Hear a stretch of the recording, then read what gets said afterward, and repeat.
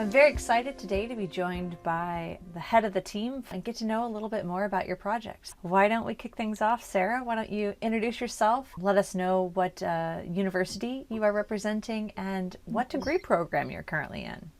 Yeah. Hi, everyone. My name is Sarah Almohanna. I'm currently finishing my master's degree in architecture at Portland State University. Yeah. Team name is Fungivores, and I'm the only individual in that team. I am the leader and facilitator of this team.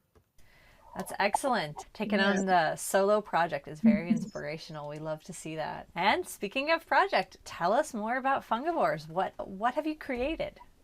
Yeah, this project focuses on refining the mason bee habitat by introducing a biodegradable brick that creates a clean environment for the bees and improves the soil health for pollen sources. Excellent. And how did you come up with this idea? How did Fungivores get started?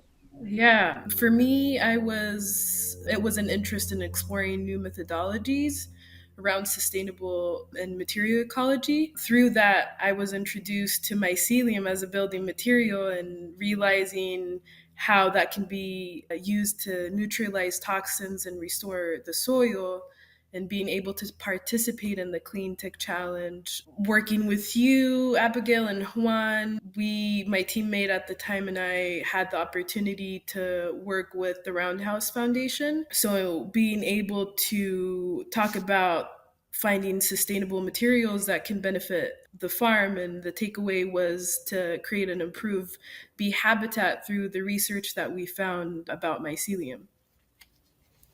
That's excellent, Sarah. Can you tell us a little bit more about why, these materials are so important, not just for bees, but in general, and also, what this particular mycelium strain can do to help the bees? Yeah, I think the importance of this product is to offer a healthy habitat for bees and strengthen their immune system. So it filters the air and the soil as well. And as the brick decays, it benefits the soil by removing the toxins from there, and it provides a more healthy environment for them. Excellent. Who is the target market for this? Who's going to be using these bricks and other mycelium materials that you're working on?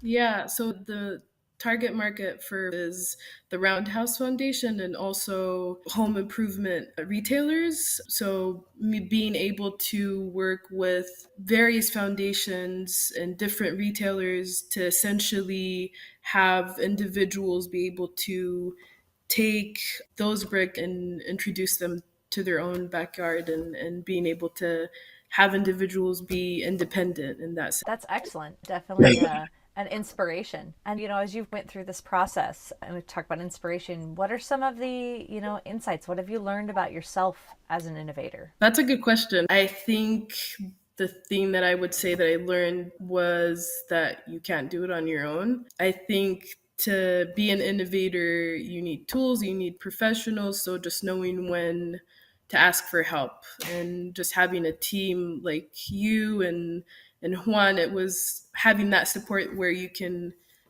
pursue more and challenge yourself more. Awesome. Thank you for that. It's a great compliment. As you're learning about yourself as an innovator and you're moving forward with the project, where do you see this going in the future? Not just the bee environment, but other materials that you're working on. Yeah, what I'm hoping to see is the utilization of mycelium as a biodegradable material, like not only just in gardening, but as a building material that can clean up polluted spaces, and have that essentially encourage individuals to work with more sustainable materials. That's fantastic. Invent Oregon is unique in that you are competing against other students from other universities, but you're also working together with them as a cohort. We think that everyone has a different story of how they got into Invent Oregon and what their progress has been. After the competition is over, what are some things that you think you'll take away from being a part of Invent Oregon? Yeah, I think I've gained a lot of skills throughout this competition, but mainly what I really gained was the importance of marketing and being able to take new opportunities and risks in developing your product. And I think that's something that will be forever with me. And I really appreciate that. That's excellent. We love to see somebody round out their already powerful skill sets. It really leads me to my next question. What have you learned about yourself? What's the new skill or how you perceive yourself that you've gained by being in the competition?